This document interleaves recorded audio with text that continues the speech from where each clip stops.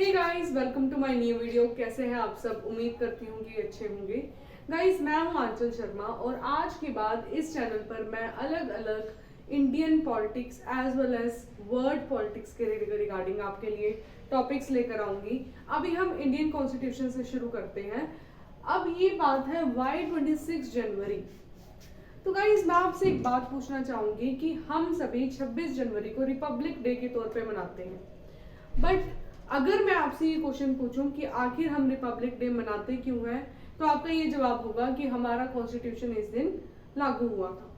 But एक चीज मैं आपसे पूछना चाहूंगी कि हम इंडियंस 26 नवंबर को कॉन्स्टिट्यूशन डे के नाम से मनाते हैं, तो इसका जो आंसर है आप मुझे कमेंट में देना कि आखिर इतना बड़ा गैप क्यों। ठीक है, अगर मतलब आपको पता हो तो यस करना, अगर नहीं पता हो तो नो कमेंट करना। और मैं आपको बताने जा रही हूँ कि इतना बड़ा गैप आखिर आया क्यों।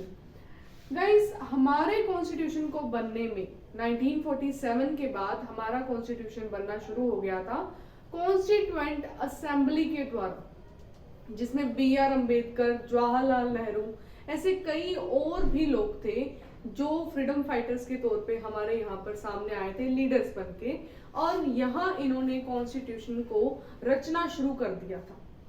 तो गाइस, अब जो हमारे कॉन्स्टिट्यूशन को बनने में टाइम लगा वो कितना था? 2 साल 11 महीने और 18 दिन का टाइम इस कॉन्स्टिट्यूशन को तैयार होने में लगा। इसके बाद कई चेंजेस आई, कई अमेंडमेंट्स आई, बट अब जो ये बनकर तैयार हो चुका था, तो हमारे कॉन्स्टिट्यूशन को बहुत लॉन्गेस्ट कॉन्स्टिट्यूशन कहा जाता है। इतना लॉन्गेस्ट कॉन्स्टिट्यूशन, इतना मतलब भरपूर अच्छी तरह से उसको डिस्क्राइब करने वाला कॉन्स्टिट्यूशन वर्ल्ड में कोई और नहीं है। इंडियन कॉन्स्टिट्यूशन को लॉन्गेस्ट कॉन्स्टिट्यूशन के नाम से जाना जाता है आज के टाइम पर।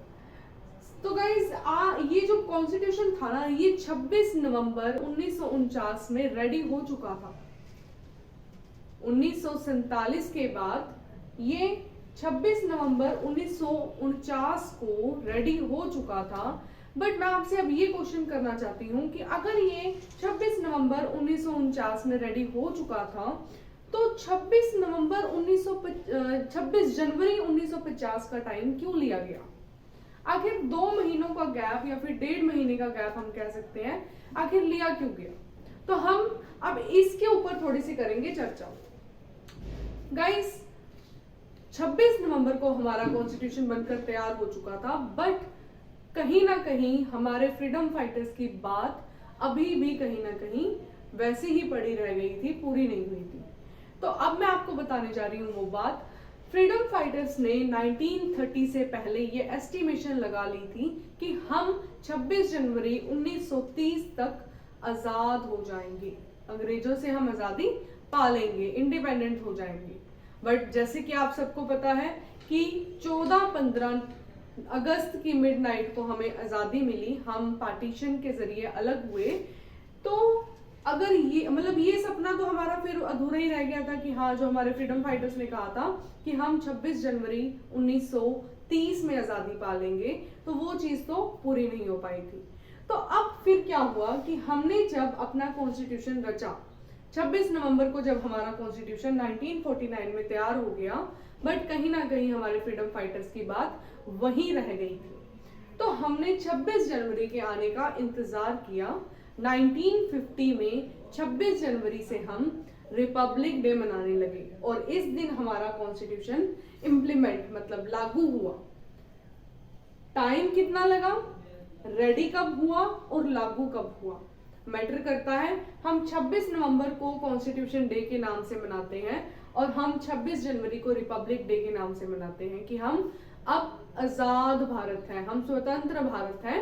तो जी, ये थी हमारी 26 जनवरी ही क्यों आखिर चुना गया इम्प्लीमेंट करने के लिए।